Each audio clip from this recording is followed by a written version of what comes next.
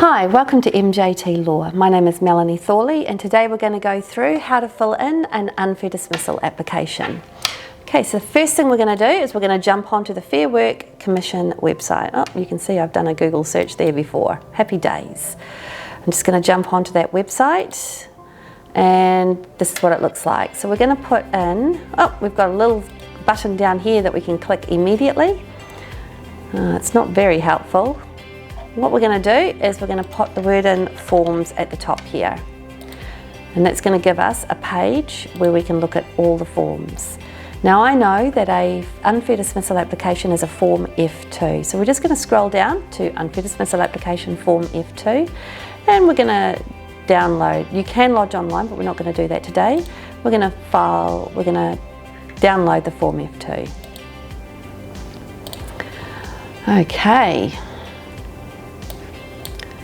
And here we have the form. I'm going to make this a little bit bigger so everyone can see it properly.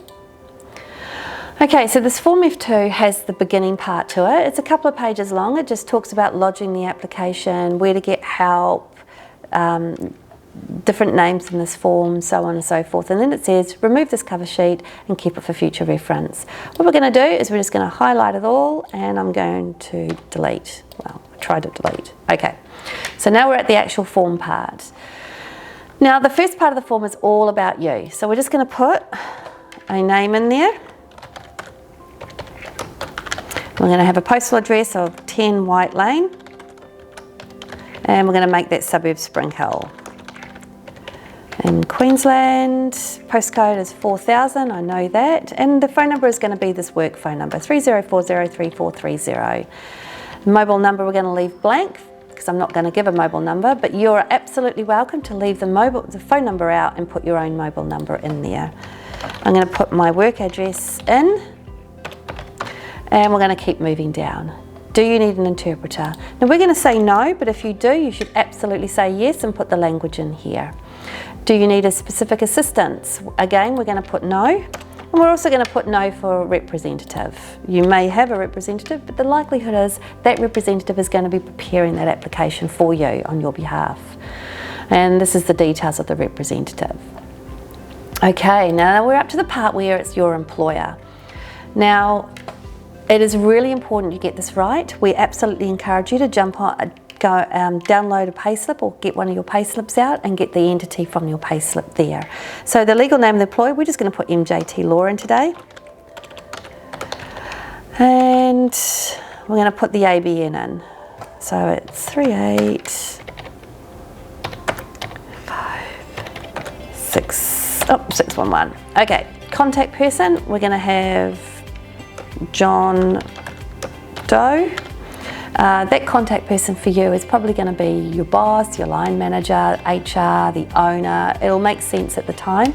It'll just be the person that you want that form the person whom you want to receive, that form. Postal address. We're going to put 215 Wharf Street. That's the street name of our street address of our office. Spring Hill, and it's in Queensland. 4000, phone numbers 07 3040 3430, and the email address is admin@mjtlaw.com.au. But you would put the details of your business in there, your employer in there. Okay, what date did you begin working for your employer? We're going to put January. Oh no, it won't put 2020 in. We'll put 2018 in. And it says, where did you work? Yep, so we're going to say 215 Wharf Street. Now obviously this might be different from the street address of your actual employer because your employer might be in Sydney, it might be in Melbourne, it might be somewhere else, and you might be somewhere close by. So we're going to go suburb Spring Hill again, and we're going to put Queensland in one more time. And now this is asking what date you were notified of your dismissal, and then the next question is what date did your dismissal take effect? So for instance, if you were made redundant, you might be notified of your redundancy on say the 1st of June, but you may not be made redundant until 2 weeks later on the 14th of June. But we're just going to make it the same day. We're going to make it 1 August 2020, and we're going to say, oops, we're going to say that it was the same date that your dismissal took effect. So we're going to say 1 August. Okay, I'm just going to fix it up for. Okay, are you making this application within 21 calendar days? We're going to say absolutely yes. We're going to say today is the 4th of August, for instance. If you don't make it within 21 calendar days, you're going to have some challenges with an out-of-time application. You're probably going to need help with that. If you are at all concerned, give us a call, or jump onto the Fair Work Commission's website, and you can download the Unfair Dismissal Bench Book, and they will give you, it's a publication from the Fair Work Commission that provides you a lot of information about unfair dismissal, and that will give you a lot of information about out-of-time applications. Okay, have you made a claim with a different commission or organisation? Okay, and we're going to say no, but you have to be very careful about this. And remedy, what remedy are you seeking? Now, the Fair Work Act states that for an unfair dismissal, the 2 remedies is reinstatement and, oh dear, what happened there? Reinstatement, didn't like the spelling of that either, did it? Okay, let's just fix that up. Or compensation. Now, we normally encourage us, if you want reinstatement, absolutely ask for it. So we normally put this, yeah, and we'll make it, and compensation. Okay, so compensation up to 6 months pay. Okay, you might as well be really broad at this early stage. When you get to a conciliation, you can start thinking about what your actual remedy is. But at this point, this is the most you can get. You can either get reinstatement or compensation up to 6 weeks pay. It's not mutually exclusive, sorry. You can get reinstatement and compensation as well. Dismissal. What were the reasons for the dismissal, if any, given by the employer? Now we're going, and it also asks you to include any documents, yep. So we're going to say, and it's in numbered paragraphs, so we're going to say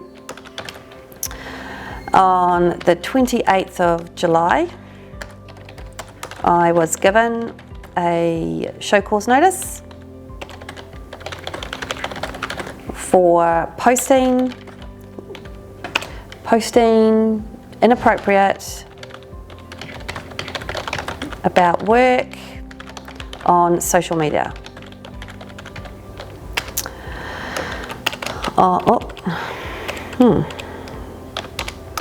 On 29th of July, now I'm not checking whether these are weekends or not, I was given the opportunity to talk about the show cause. Oops, sorry, I spelled inappropriate wrong. Show cause notice, and given a chance to respond.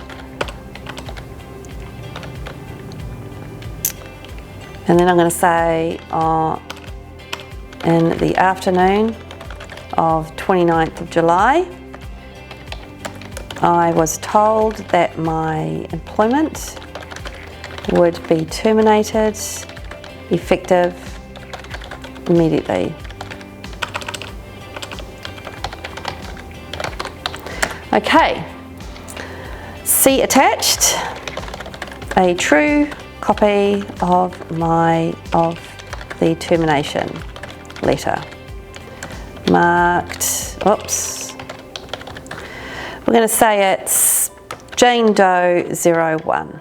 Okay, so that's the reasons for the dismissal. We'll say, maybe have a little bit more information here. Say on 25th of July, I posted a meme about a difficult customer on social media.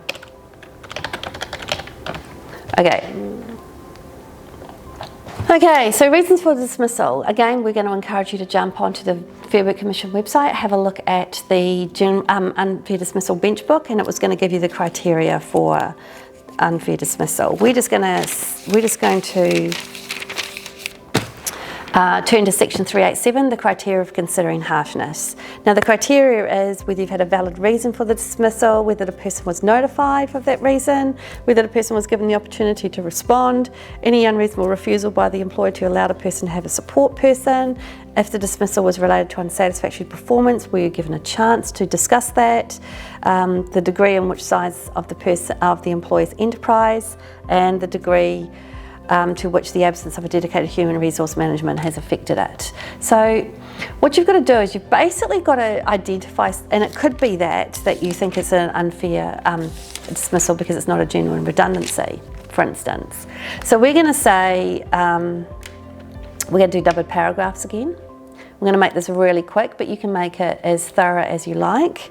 And we're going to say, I think the dismissal was unfair because when I was given the show cause, notice it did not